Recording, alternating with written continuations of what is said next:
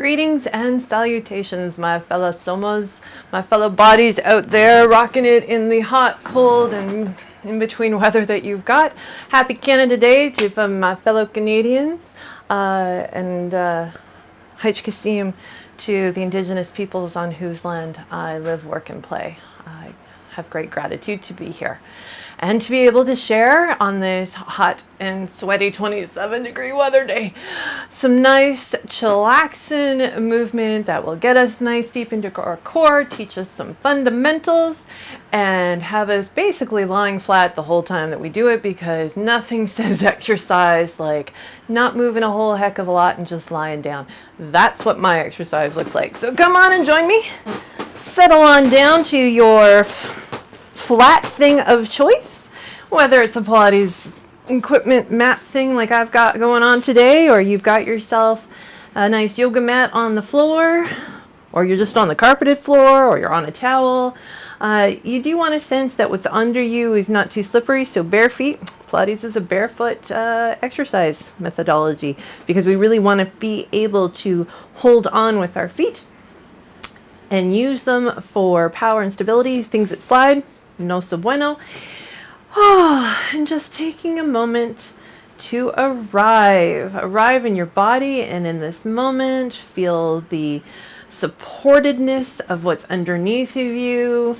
Take a moment, take your feet wide, let your knees fall in towards each other. You'll notice that I'm shifting a little, just trying to find what feels good, what feels centered. Hi, I'm Vi Phoenix.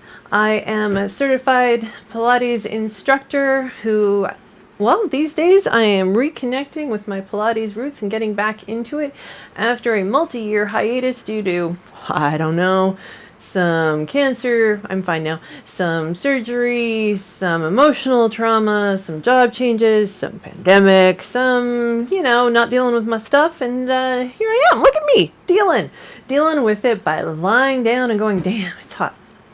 So, playing with the fundamentals means getting deep into our core and discovering the very basic pieces that get us moving. We have fundamentals, then we have basics, and then we add complexity from there. Even the basic exercises are still components of these fundamentals. So, you may or may not have noticed, because you can just do this listening to me if you want, bring your feet towards each other so that they are hip distance apart. So, hip distance is about a fist width.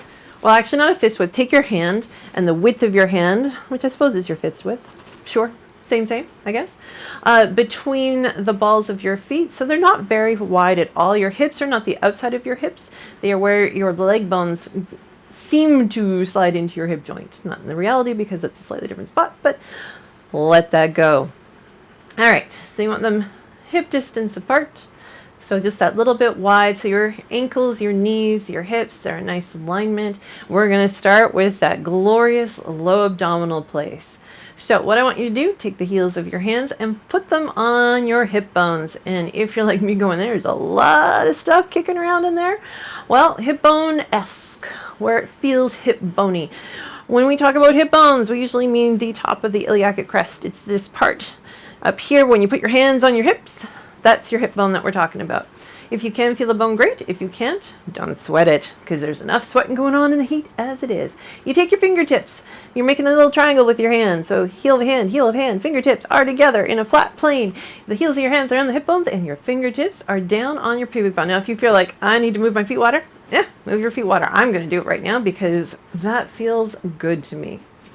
It is very important. I mean, truly, highly, deeply, utterly important that you listen to your own body, because you are there and present with yourself and aware of what's going on, hopefully, inside of yourself. And if you're not, well, that's what these are also for, is to take us a little closer into connection with our somatic self, which is our physical bodily self, the part that is breathing in oxygen, taking in food, letting things out, and otherwise dancing through life and hopefully enjoying it. So now that you've got the heels of your hands on your hip bones and your fingertips sitting on your pubic bone, going, this is just a little bit weird, I want you to encourage, or otherwise drift your fingertips towards the ceiling by lifting the bone underneath of them. So you're not lifting your fingertips are going to stay on the bone. That's a bit of a miscue for me. But I want you to rock your pelvis. Well, that's all we're going to do. We're going to rock the pelvis forward and back. But I really want you to think that it is the bones that are lifting up your fingertips towards the ceiling, and then drifting, your pubic bone drifts back down to the mat. How low to the mat could your pubic bone go? So don't try and lift your hip bones up. I don't want you doing that. You do that, you're going to go into your low back, you're going to get cranky. No, instead, I want you maybe to think about back here, that little highest level of your hamstring. Get into that, pull your pubic bone down to the mat, and then using the lowest abs down in here, encourage your pubic bone to go toward the ceiling. In fact, maybe sweep your pubic bone towards the ceiling. In other words, I have a wall right across from me, so I'm going to try and imagine, this is getting a little kinky, that there's a broom coming out of my you-know-where, and I'm going to sweep up the wall with that broom. So when you are sweeping, you want a lot of movement at the bottom of the broom. You want it where the bristles are, not necessarily a whole heck of a lot at the top, right? You want to drive from the top and move the big part of the movement from below. Well, we want to drive from the lower abdominal area and then get the big movement at the happy, joyful place, or the hugely traumatized place, depending on what your life experiences have been. And if this gets worrisome, just wash over all of that place and just make it, I don't know, I'm failing in my thoughts there, but I do recognize that a lot of us have trauma in the pubic area, and so let's just honor that and go, hey, maybe there's a bunch of extra stuff going on that makes this extra hard. So just some nice rocks. What I want you to feel potentially or invite into being is a sense of engagement in your low back, so that very low spine, but not oh my God, freaking out. No, we want just like a, oh, I can be here but not have to work too hard. Wait, you're gonna make all of those abdominals work, and wait, I'm gonna use my hamstrings and my low butt to move that. Oh wow, to move my pelvis. Okay, cool. So I don't have to do so much. Nifty. We want it to feel loosened. We want to feel that low back go, oh, I get to take a holiday, because we use them way too much because we don't have enough going on in the abdominals. So we're going to let that come to a nice rest.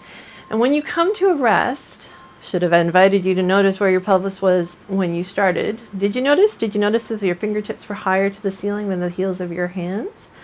Well, if you were to think about it now, does it feel the same, or is it perhaps that you're more level? So what I will say on a practical level is that when your hip bones and your pubic bone are about equidistant from the floor, that is your pelvis in a neutral position, which is what they talk about all the time. You don't want to be tucked into your pelvis, because that's not so good for you. You don't want to be hyperextending your low back. Not that I can really do that in this position, but you get the idea. You know, we want a nice neutral position. So you can, even if you want, take a moment and just kind of play with that and go, can I even reach a place where those bones are like equidistant from the floor? But instead of maybe feeling the bones, just think of your hands. Are your hands tilted, or are they flat, parallel to the floor? It's a little easier sometimes to feel where the hands are. So letting your feet, again, maybe migrate towards each other if they migrated out like mine. We're going to do some simple, basic knee lifts. So that was some pelvic tilts we had going on. Now we're going to keep, so what we were doing was keeping the legs steady. Pelvis was moving. Now we're going to keep the pelvis steady. We're going to move the legs. Oh my goodness, crazy times. So this time, if you are in that neutral pelvis, see if you can keep it.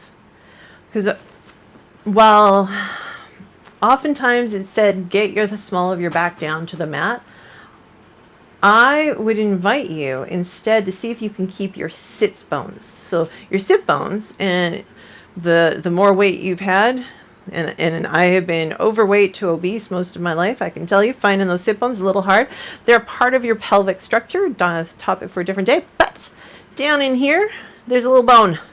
And when you have a lot less flesh on you, when you sit down and you're sitting with your pelvis, believe it or not, in neutral, it's another topic, another day, you'll be like, oh yeah, I can feel them sits bones, S-I-T-Z. And yeah, wow, sitting, weird. Okay, so think of them going down more than trying to lift your low back. I don't want you to lift your low back off the mat, okay? Low back is going to do what it's going to do when the pelvis is where it is. So think more about exploring where your pelvis is in space. Okay. Fingertips back to those hip bones if you can find them.